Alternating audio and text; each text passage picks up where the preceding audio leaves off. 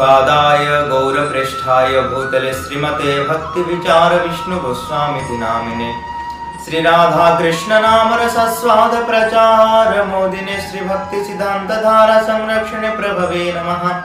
नारायणं नमस्कृत्यं नरश्चैव नरोत्तमं देवीं सरस्वतीं व्यासं ततो जयमुदीरयेत्। भज श्री कृष्ण चैतन्य प्रभु नित्यानंद श्री अद्वैत गदाधर श्रीवासादि गौर भक्तवृंद। हरे कृष्ण कृष्ण कृष्ण हरे हरे, हरे राम राम राम हरे हरे। तो गोटे ग्राम रे जड़े बड़ जमीदार थिले। से जमीदारंकर दुईटी पुत्र एवं गोटे कन्या थिले। जे आमर जे प्रकार गोटे पुरोहित रही थांती से जमीदारंकर मध्य जड़े सन्यासी जड़े थिले, गुरुजी थिले, तांको कुलर गोटे गुरुजी थिले। तो से अनेक दिन बीती जीवा पर से गुरुजी जनक से जमीदारंक घर को आसिले। जेतेबेले गुरुजी आसुचंती जमीदार देखिले जे अनेक दिन पर से गुरुजी महात्मा घर को आसुचंती, ताहा देखि तांको हृदय रे बड़ा आनंद उत्फुल्लित हे गले एवं से सन्यासी महात्मा को सेवा सत्कार कले, गोड़ धुआइले एवं उच्च आसन रे बसाई तांको सेवा सत्कार इत्यादि कले। सेवा सत्कार पर किछि जलपानर व्यवस्था कले। जलपानर व्यवस्था करिबा परे सन्यासी महात्मा को विश्राम करिबा पई विश्राम गृह को नेले एवं सन्यासी महात्मा विश्राम कले। जेतेबेले सन्यासी महात्मा विश्राम रो उठिले, उठिबा परे सन्यासी महात्मांकर गोटे शालग्राम, सन्यासी महात्मांकर शालग्राम थिला। से शालग्राम भगवान को से जमीदार को घरे जो पूजा गृह थिला, से पूजा गृह रे से शालग्राम भगवान को नहीं शालग्राम रो अर्चन कले। 1600 उपचार जो अछि 1600 उपचार रे से भगवान को अर्चन कले। अर्चन रे तांकर जो जमीदार बाबूंकर जेते सब थिले, जमीदार बाबू आसिले, तांकर स्त्री आसिले, तांकर दुईटी छुआ एवं जने कन्या रत्न थिले, समस्त आसी एकठित कि बसिले एवं साधु महात्मा किभଳି भाबरे भगवान को अर्चन करचंदी, भगवान को सेवा करचंदी, सेई सब भगवान को अर्चन देखिबा को लागिले। जेतेबेले से अर्चन देखुथिले सेतेबेले कोन हेची ना भगवानंकर जमीदारंकर जो छोटिया झियोटिए थिले, से छोटिया झियोंकर भक्ति भाव अधिक थिबा हेतु जेतेबेले से शालग्राम भगवानंकर जो अर्चन देखु थांती, से छोट छुआ छोट झियोटिए तांकर भगवान को प्रति आसक्ति जन्मी गला, भगवान को प्रति भक्ति जन्मिला। जेतेबेले अर्चन सरिला, अर्चन सरिबा परे से छोट झियोटिए जाई कि से महात्मा जनन को कहिला जे हे साधु महात्मा, जे आपण जे भली भाबरे अर्चन कले शालग्राम भगवान को, तो मते यदि आपण गोटे शालग्राम भगवान देइथांते, शालग्राम शिला को नहीं मु मध्य सेवा अर्चना पूजन करिथांती। एहा सुनी एहा निवेदन कला से झियोटिए। जेतेबेले निवेदन कला महात्मा जनक कहिले, हे झियो तू तो एबे छोटो झियोटिए, तू भगवान को सेवा जदि करबा को देबी, तू तो वर्तमान खेलिबू बुलिबू, एई बयस तू भगवान को सेवा किभଳି भाबरे करिबू। किंतु से झियोटिए कांदी की कहिला, हे महात्मा आपण मते भगवान को शालग्राम दियंतु, मु सेवा करिबी। तो एभଳି भाबरे कहिबारु महात्मा मध्य खुशी हेले। खुशी हे कि गोटे शालग्राम शिला देले। शालग्राम शिला भली गोटे पत्थर छोटिया पत्थरटीए देले।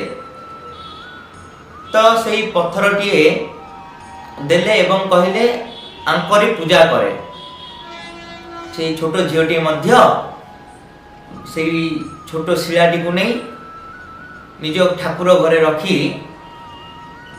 पूजा कला एवं पूजार विधि मध्य किभଳି भाବରେ पूजा करा जाए, किभଳି भाବରେ अर्चन करा जाए, किभଳି भाବରେ स्मरण, किभଳି भाବରେ बंदन करा जाए, से प्रकार विभिन्न प्रकार जो नीति नियम थिला से नीति नियम गुड़िया को से झीलटी को बतई देले।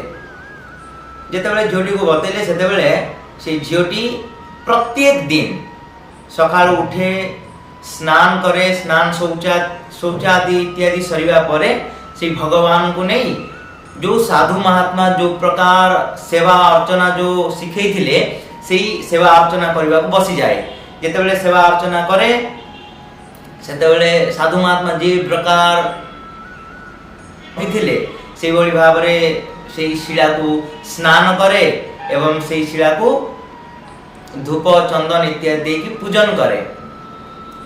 तो सेतेबेले जेतेबेले साधु महात्मा जनक चली जाउचंती सेतेबेले से साधु महात्मा को पचारुचंती, हे महात्मा आपन तो चली जाउचंती, मोर एई जो शिला जो आपन देइचंती तांकर कौन नाम देवी, कौन बोली तांको डाकिबी।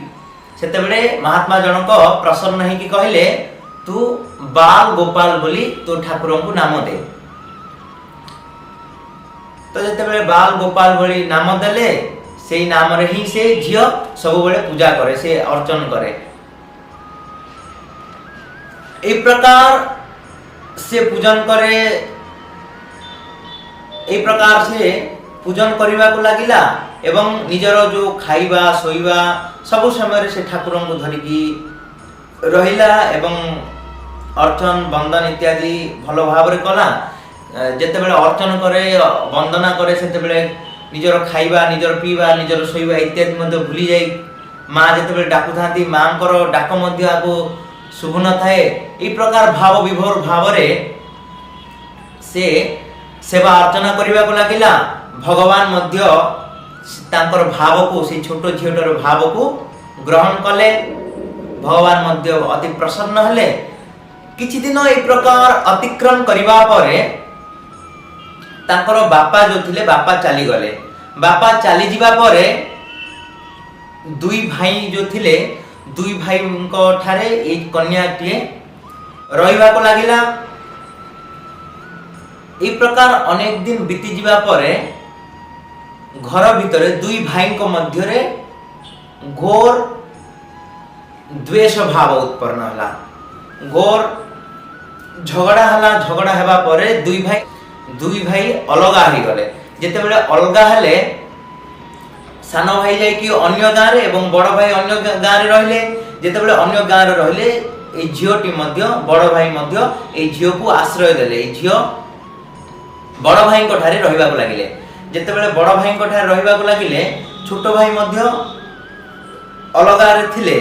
सेतेबेले छोट भाई बड़ दुष्टामी थिला, द्वेषपूर्ण भाव तार बड़ द्वेष थिला, निर्दयी थिला। ए प्रकार थिला। छोट भाई कौन कला जे तांको गाँ रो केते जण गुंडा को धरी बड़ भाई को घर को गला। बड़ भाई को घर को जाई आक्रमण करबा को लागिला एवं तार जेते सब धन संपत्ति जेते सब थिला सेही सब लुटी नहीं निज घर को आसी रखिला। एही समय कौन होइची ना जो निज सान भौणी रो जो सिंहासन जो भगवान को रखी थिला, जो साधु महात्मा जो शिलाटी देइथिले, जो छोट झीर बाल गोपाल जो मूर्ति को मध्य सिंहासन को मध्य धरिकी चोर माने नहीं गले सान भाई रो घर को। एई समय रे से झियो आसी देखिला जे तांको घरे निजर भगवान जे बाल गोपाल मूर्ति नहांती। सेतेबेले अनेक रोदन कला। बड़ भाई को जाई पचारिला, हे बड़ भाई जे मोर शालग्राम शिला मोर बाल गोपाल मूर्ति कहीं कुआडे देखा जाऊ नाहंती कौन होईची की ना बड़ भाई ए प्रकार बुझेइले जे सानो भाई आस्थिला जे ए प्रकार मते बाड़ेला पिटिला एवं निजर धन संपत्ति सब लुटी नहीं गला सेही समय रे बोधे तोर मूर्तिटा को मध्य नहीं जाइथिबे ए प्रकार कहिले से झियो मध्य हटिला जे मोर जदि मूर्ति मते न मिलिबो मते मूर्ति न मिले मु खाइबिनी एवं मो मूर्तिर बिना मु मरि जिबे एही प्रकार कहिला। एही प्रकार कहबा परे से खाइलानी सोइलानी कि किछि मध्य कलानी एही प्रकार देखि गाँर लोक माननकु बड़ भाई जाकि गाँर लोक माननकु एही प्रकार कहिला। एही प्रकार कहिबा परे गाँर लोक माने आसले बुझेले रे झियो जे तोरो भाई मानक ठारे द्वेष अछि भाई माने परस्पर झगड़ा करछंदी तो प्रति तो तार स्नेह थिबो तो तू जाई कि तोर सानो भाई को ठारू मूर्तिटा को मागी की आने एवं तू पूजा करे किछि असुविधा हबनी जे बहुत अनेक भाव रे बुझिला परे से सानो भौणी जाई कि निज भाई को ठारू से मूर्तिटा मागिला कहिला जे मोरो तुमे मोरो से मूर्तिटा को आनिच से मूर्तिटा मते दरकार जदि आपण जदि मूर्तिटा न देबे ताहले मु मरि जिबी ए प्रकार कहिबारु ताहले मु मरि जिबी ए प्रकार कहिबारु से सानो भाई मध्य कहिला तोर मूर्तिटा से ठाकुरंको घरे अछि से घर को जाई तू से मूर्तिटा को धरी नहीं जा एतिकी कहिची से पाखरे जणे नास्तिक व्यक्ति गोटे थिला से व्यक्ति कौन कहिला ना तोर जदि से झियो को कहूची जे तोर जदि एते भक्ति भाव अछि तोर जदि भगवान प्रति एते भक्ति अछि प्रेम अछि स्नेह जदि करूचु तू एठी भगवान को डाकिले तो बाहर को पळि आसीबे तू घर भीतर को जाई कि कोन बे भगवान को आनिबो तू एठी ही तो भगवान को डाकी दे भगवान स्वयं चली आसीबे तो पाखो को जते बेले कहिची सेई झियोटीर आखिरे अश्रु झर झर होई बोही चलीला एवं से आखि बंद करी भगवान को स्मरण कला हे भगवान मोर भक्तिर परीक्षा नउचंती माने तो आपण मोर भक्ति को रक्षा करंतु मोर प्रेम को रक्षा करंतु आपण चली आसंतु इ प्रकार कहिला गोविंद चले आओ गोपाल चले आओ मेरे मुरलीधर माधव नंदलाल चले आओ गोविंद चले आओ गोपाल चले आओ। तो ई प्रकार भगवान को डाकिबा को लागिला भगवान को स्मरण करबा को लागिला भगवान बा किभଳି भाबरे तार प्रेम रु विच्युत होई रही पारिबे भगवान मध्य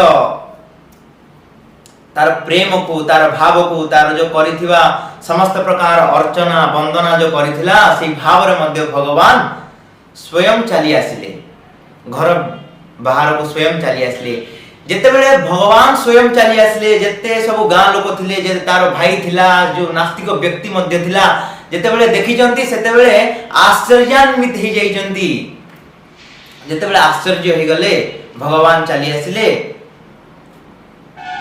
से झियो मध्य यह देखि समस्त आश्चर्यान्वित हो गले एवं निजर जो सानो भाई मध्य आश्चर्यान्वित हो कि कहिला जे आमे बड़ धन्य जे तोर प्रकार गोटे भौणी जे बड़ भक्त आमे माने मध्य धन्य एवं तू गोटे काम कर तू बड़ भाई को ठारे कोन पई जीबू तू मो घरे एठी रह कि भगवान को स्मरण करे, भगवान को अर्चना करे। तो मु मध्य किछि समय भगवान को तोर भଳି अर्चना करबी, वंदना करबी। तो तू जेतेबे आरती करबू मु मध्य दर्शन करबी, गाँ लोक माने मध्य दर्शन करिवे इत्यादि कहिबारु से झियोटे कहला जे मोर का प्रति द्वेष भाव नाही।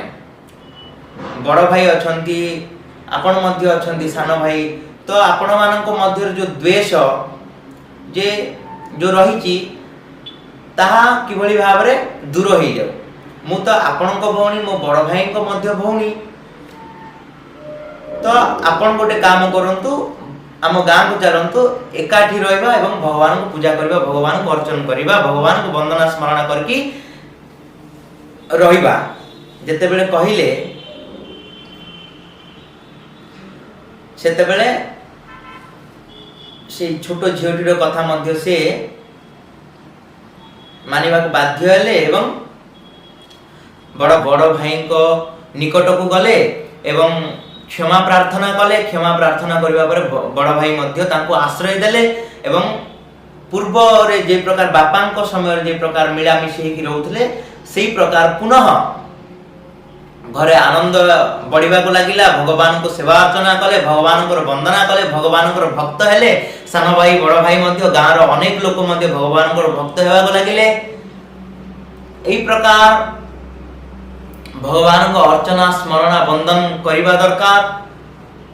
भगवान को विश्वास रो सहित, प्रेम रो सहित यदि भगवान को आमे अर्चन करिबा, भगवान को वंदना करिबा, भगवान को आमे यदि स्मरण करिबा, ताले भगवान मध्य आम पई निश्चय, भगवान मध्य आम पाखु निश्चय आसीबे। भगवान को ठारे एतिकी आम पाखर विश्वास रहिबा दरकार। भगवान मध्य आम कृपा करिवे। जय श्री राधे, हरे कृष्ण।